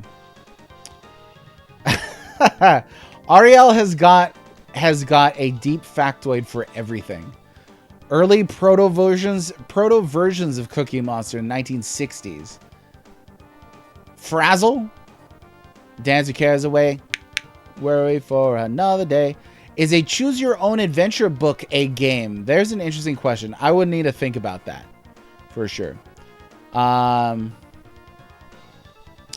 far as to say, choose your own adventure is a game, not a video game, right? Yeah. I mean, I guess I could agree with that. This vibe is I keep screaming, but God never hears me. Never heard of localization as development either. Yeah, I don't know. I've never heard that before. Is this like a common take or something? I've never heard that before. Again, because that would seem to me like if I translated like Homer's Iliad, if I translated that into English, I'm not writing Homer's Iliad, I'm translating Homer's Iliad. In the same way, like if I were to localize Final Fantasy 1, I'm not developing Final Fantasy 1. I'm localizing Final Fantasy 1. Let's see. Depends on how the company handles it. Well, that seems fair. Localization is handled at the same time development is occurring. Translating the viable mode is making numerous decisions that change how it's interpreted by its target language. It's not simply a word swap. No, I get that. And there's a difference between paraphrasing translations. There's absolutely localizations. I've got a Bible that's in Hawaiian Pidgin English. Obviously, that's not a word swap. But then there are translations that are more interested in what people are with Japanese games, where they're interested in like a literal translation. So there's a range there for sure. But yeah, me translating it doesn't mean that I'm writing it. Let's see. It's a game the same way D&D is a game, like Monopoly is a game, right? Which also means foreign markets are. Oh, there's like tons of parallel conversations happening right now. Super hard. I'm reading as fast as I can. Localization may not be done by developers, but it's implemented without developers. Yeah, can localization be done without developers? Like if Woolsey developing Secret of Mana for North America, or was he localizing it? The Bible aims to get as close to the original intent as possible, though it's not really creation of new content. Sure. In some cases, I would say smash. Like, again, I've got a Hawaiian Pidgin English Bible, which takes great strides to not be about original intent. But there's quite a bit of cultural localizing going on there, for sure. But that's not a translation that I would say is literal at all. I can call localization a part of the overall development of the game. Maybe that's Single Play's point. You know what I say? Localization is the same as development is making something new. Translating a book is the same as writing it, but he created a new translation of it. Yeah, see, that's what I'm thinking, Mole. Translating a book isn't the same thing as writing it. Localization rarely waits for the game to be finished today, but would you not make this statement in a time in which they did wait for the game to be finished? So is that solely dependent on a majority of developers localizing during the planning process? Because then that would seem to be a premise that hinges on how many developers are doing it a certain way, not what the actual processes are intrinsically, if that makes sense. It's unbelievable how much of this discussion is similar to catalog training I'm undergoing at work. I'm glad you find it stimulating, Ariel. I do as well. You may not call localizer dev, but it's still part of developing the game. I don't know. I'm confused on that. I think single play raises an interesting sub point. More converse more! It all feels like semantics. I don't know, but I mean, and here's the thing on semantics, because I get this a lot, obviously. Semantics, if we're just talking about meanings of words, then we need to know those in order to communicate. So it's important. Your library content choose your own adventure type thing, stories fiction in which the reader chooses from a number of possible options for developing the story. Makes sense. Often released simultaneously across regions. Now, right? Games now are often released simultaneously across regions. But localization historically was done very much after, right? So that's my point, Dan. Are we only saying this because now they're often released simultaneously? But is that only true? Is it only true then that localization is development now because of that majority, whereas in a previous era when it was a minority practice, then that was not true? But then that's what I mean. If the whole premise hinges on a majority minority type thing, then is there really nothing intrinsically different about localizing and not localizing? Seeing the message, but I would never recommend it. Yeah, right. Like there's very light translations. And if anybody's interested in studying that, obviously you would go for one that was a little more robust, right? Watch the interviews Nob Ogasawara, who handled the localization for Pokemon Gen 1-5. Talked to the team during development. He didn't just swap words. Right, and that's an example, but do you think that example is characteristic of everybody who worked on localization in the 1990s? Would be a big question. Because we could appeal to authority. Sure, we could appeal to a developer. But there are likely multiple developers who handled development and did not handle localization at all, right? So yeah, it sounds like it's a very modernist perspective then, which is fine, because if that's the way that it's done now, that's the way that it's done now. But I don't know. Your description of semantics sounds like semantids. Wow. Ted, I haven't met a name I didn't change. We'll see. Tina, that's dumb. Tara, let's see. Yeah, Spoony Bard often allocated to Woolsey. That's not a Woolseyism, as I recall. Co-localization is a part of developing the game for a foreign market, but that depends on what you call development of the game. Yeah. So anyway, I'm unsure. It's an interesting thought, but I don't know. It would be interesting to know how, if we're relying on majority, it would be interesting to know how this all goes down in a pre-modern era. Oh, we got it! It was the thought that counted. Oh, darn, got nothing. Giga Gaia, why are you stupid like this? Alright, yeah, now you're gonna get it. Now you're gonna get it. I don't know. Ice Sword. Tailspin, just because it looks crazy. It really does.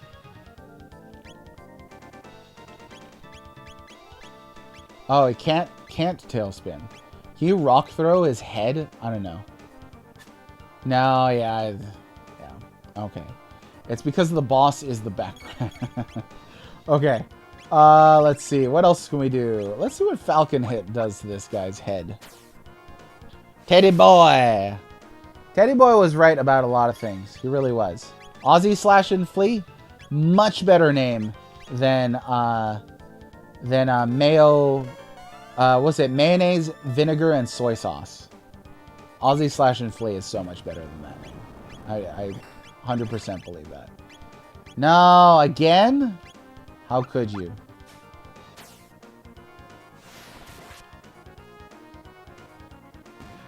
Japanese names are better, like, all the time, just automatically. Can't get behind that. I can't. Let's see. We're gonna haste her then here. Brah, brah, brah.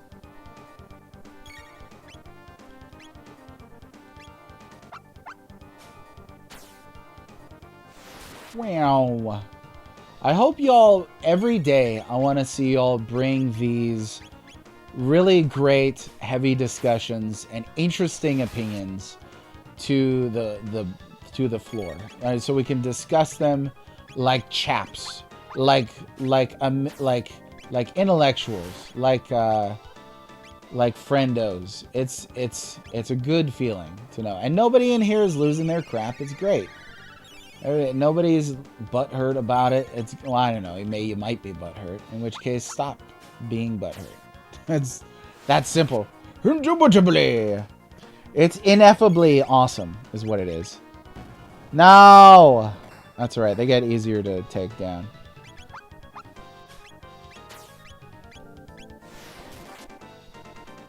That move right there, that move is the reason why we're doing okay.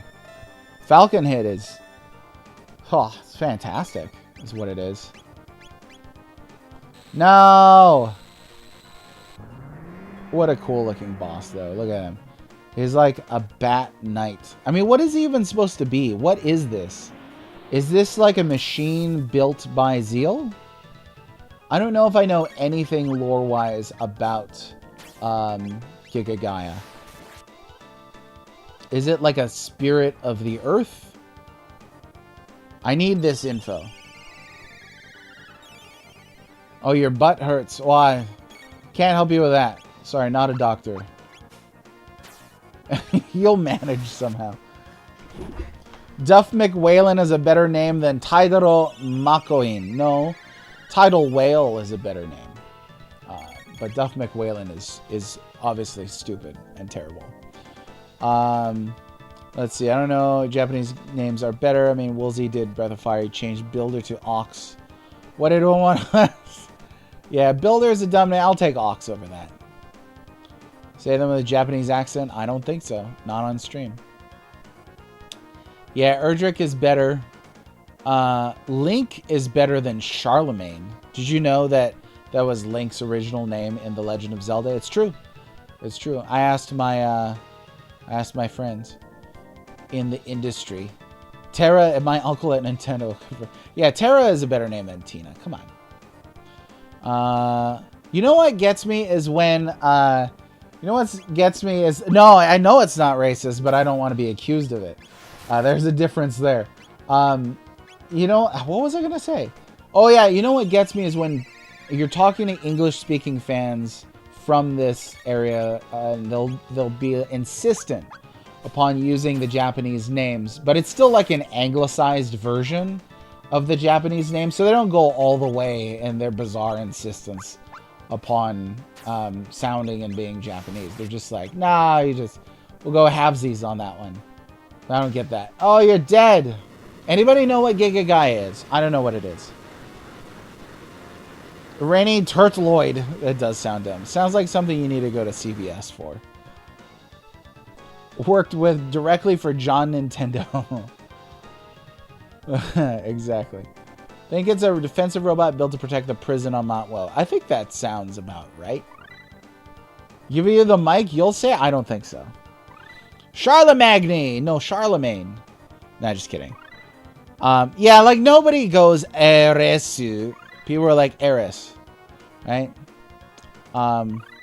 Jean-Jacques McCulloch. It's the original Japanese name for. Oh no, he's cited. I thought I blocked all the terminology for that game, but I didn't. So someday the cult with the Q will find me and accuse me of leaving nasty messages on their YouTube channel while I was clearly asleep with my hot wife. True story. Melchior.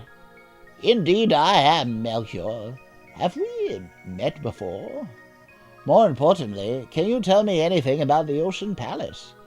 Okay, now hang on. Previously, we were talking about if there are any plot holes in Chrono Trigger because of the time thing. Why does Melchior not recognize you? Even when you're in private at his home, he doesn't appear to recognize you. And he's like, I don't know how you did all that. But isn't this him before he was kicked out into the present day due to the fall of Ocean Palace? I'm like almost positive. Melchior, gang, rise up. Is it Melchi or Melchior? So I always say Melchior. Anglicization. But Melchi, I don't know. I always hear Balthazar, Melchior, Gaspar. But who knows? I mean, those words have been through, those names have been through like 100 localizations. Let's see. He has face blindness. Oh, it's a Melchior. Oh, like choir? Melchior. I don't know that works though, because they got the I before the O, except after the C. I see the queen has degenerated to that degree. The more energy the Mammon machine absorbs, the further the queen degenerates. Her spirit has been stolen by the infamous immortal Lavos. Twiddle your mustache. We must flee. The seal has been broken. The mountain will collapse. Seems irresponsible. Elder, the mountain of woe is about to crumble. Whoa! That's why they call the mountain of woe. Mommy, the mountain's gonna fall. All these poor people. I mean, this is a nice moment right here, though. This game knew how to be cinematic in the right moments. Look at that.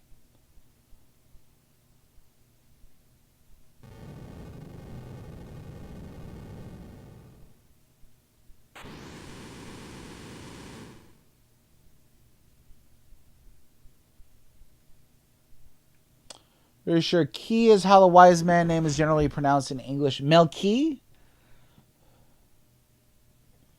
Melchior. Melchior? Yeah, I can't see a que sound. Melchior, I think it is. Mickey Mousekior.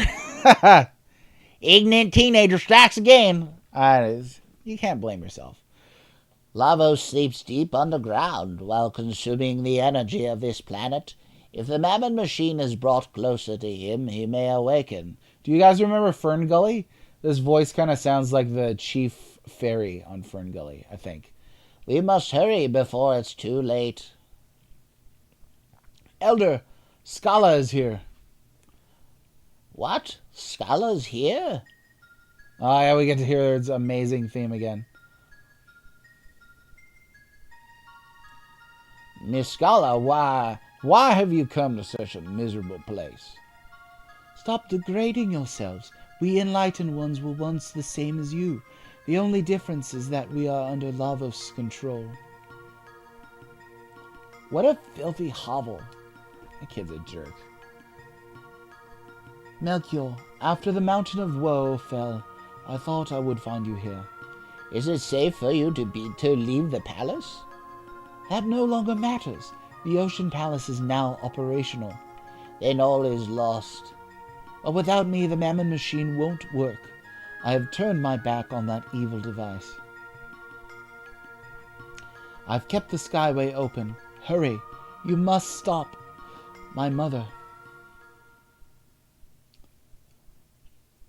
Why don't we keep it right there? I don't remember who's talking. Is it Dalton? Oh, yes. Why don't we keep it right there? Dalton! Tisk, tisk, my dear. Your presence is required elsewhere. Dalton, leave her alone. Ha ha ha ha! Ah, the geezer speaks. Silence, old man. You'll come to the Ocean Palace with me. Do anything funny in Scala's dust. Got it? Scala! The Queen's children all seem to have a problem with authority, don't they? Stay back. The life of this woman means nothing to me. Shall we get going, Scala, dear? Your mother awaits. Forgetting Dalton. Nobody's favorite character. Yes! Spoilers, yes. The movie that ripped off Avatar. Yeah, that's true. It's true. Ninja Gaiden. Yeah, I remember that. Ninja Gaiden. You know what? For me, it was Raiden. I pronounced Raiden in Mortal Kombat as Raiden until I played Metal Gear Solid 2. And I was like, oh no. Oh, and Ryu was another one from Street Fighter. Used to say Ryu. And then I was like, oh shoot, Ryu. Melchior. Melchior? That's stupid. One story of the way. I can't read it. It's written on the cover of Ninja Gaiden. It looks like stylized the when I was a kid. So I went years calling it Ninja the Gaiden. You spoke Japanese as a kid? Did you really? Because Mel was only freed by her now. Poor guy. As Ryu. You have to actually do 2 syllables there. Old man, okay? I'm all right. But we must save Scala or else. Why? Impossible, even though it's coming from you, Melchior. If the Queen is allowed to fulfill her scheme, all life as we know it is doomed.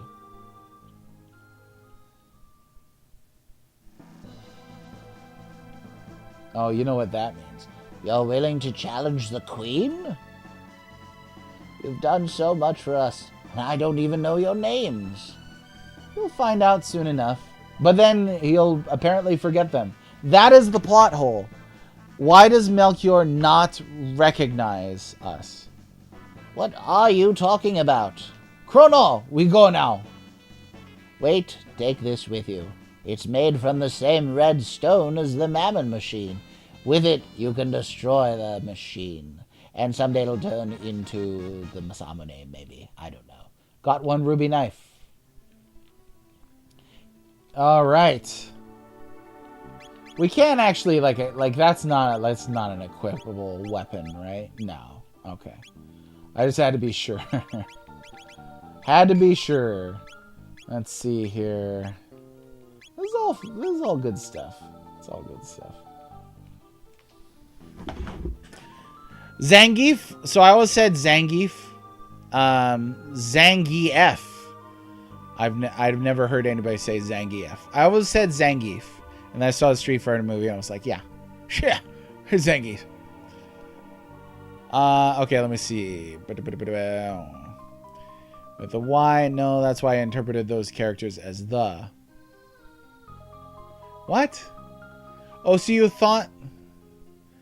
Oh, I see now. I mean, I don't see the word the at all. I can't see it, even stylized.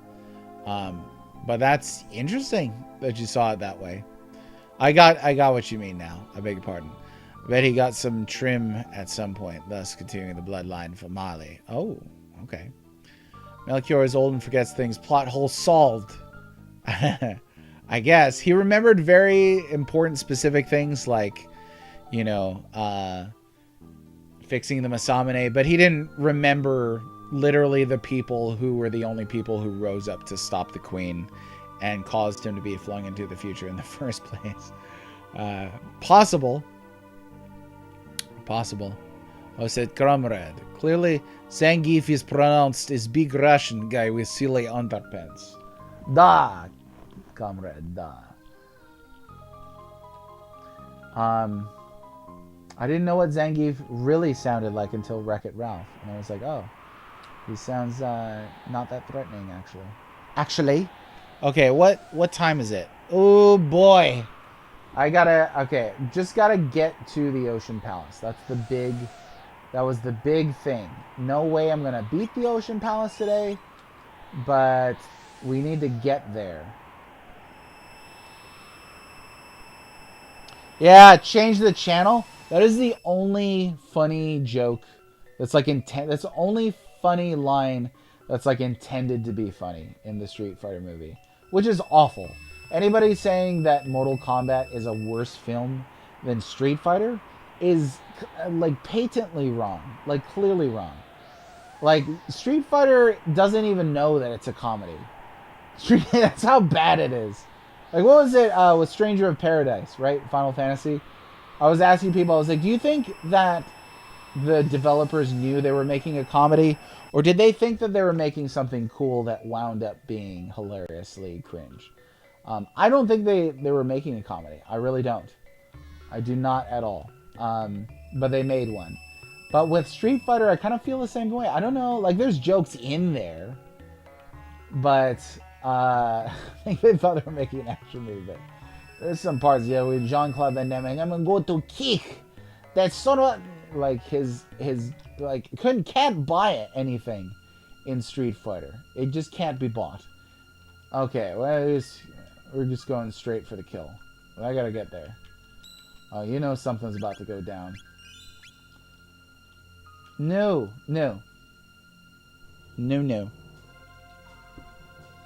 For me, it was Tuesday. It's a good gem. It is. Not a comedic line.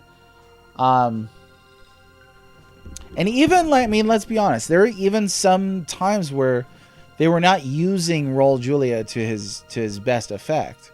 It's not like everything that he did was just gold in that. There's quite a few things that look real stupid. Namely the fights involving him. Cinco, thanks for being here today. Thanks for sharing your thoughts and opinions. I appreciate you always. And we'll catch you next time. No, not his fault. That's the fault of the film. That's my point.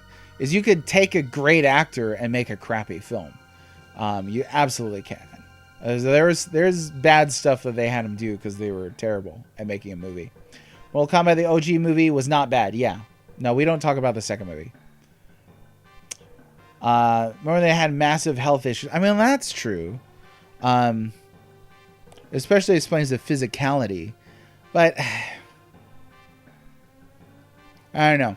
I will stick by saying you can take a good actor and put him into a bad film through not the actor's fault.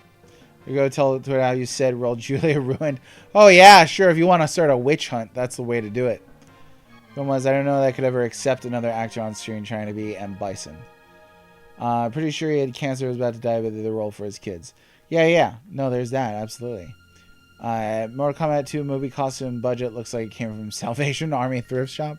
I could buy that. Phooey, why is the Prophet allowed inside while I'm stuck with guard duty? Ha! There you are. I let the Prophet go knowing he'd mess up sooner or later, but I've no use for you anymore. Your history! Alright, Dalty, let's go. You think you can deal with some of this? What do we got? Oh, we got confused. That's kind of a strange move to learn at this point in the game.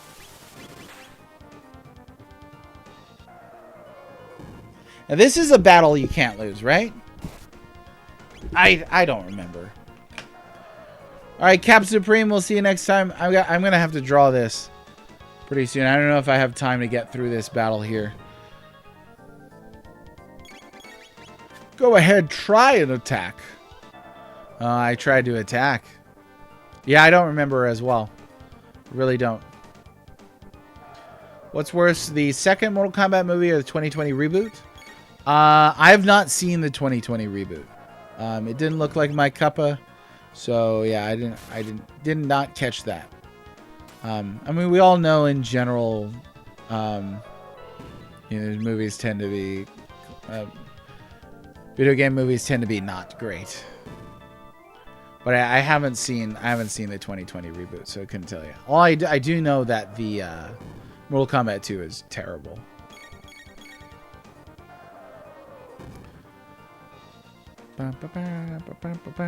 Campy. Yes, there's a good campy and a bad campy too. There's still like gradations of that. Like I think an example of a great campy movie is Batman 66. Whoops, I'm not paying attention here. That movie is hilarious.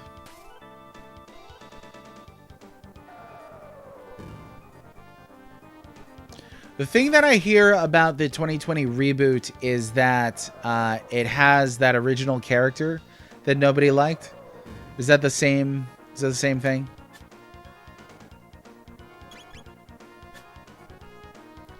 I don't have a dog in this fight though, because I haven't even seen it. You know what, Dalton? Just go ahead. Keep doing it. See what happens.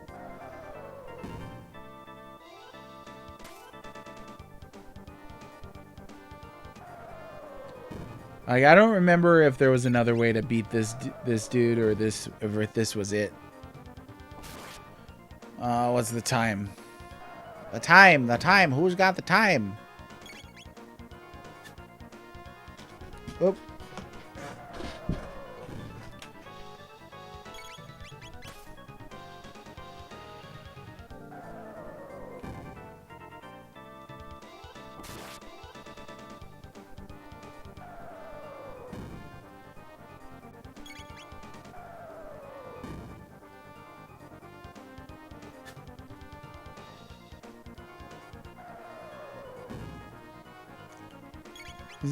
This is not going that well. What happens if we use some ice baby?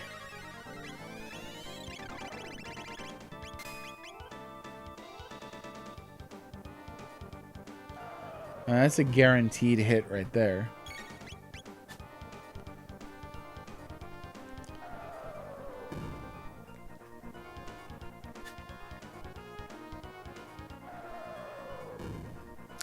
This guy, yeah, Dalton is nobody's favorite character.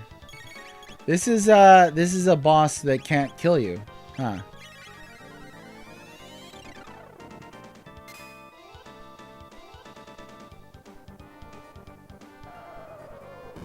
That's because Carl Urban is the definitive Eomer, son of Eomund,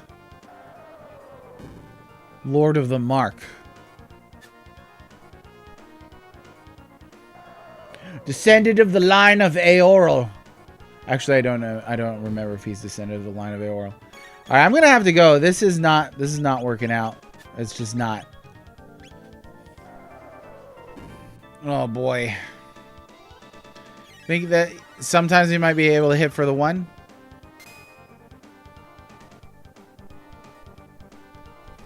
Oh no, burp. This is gonna wipe me right here.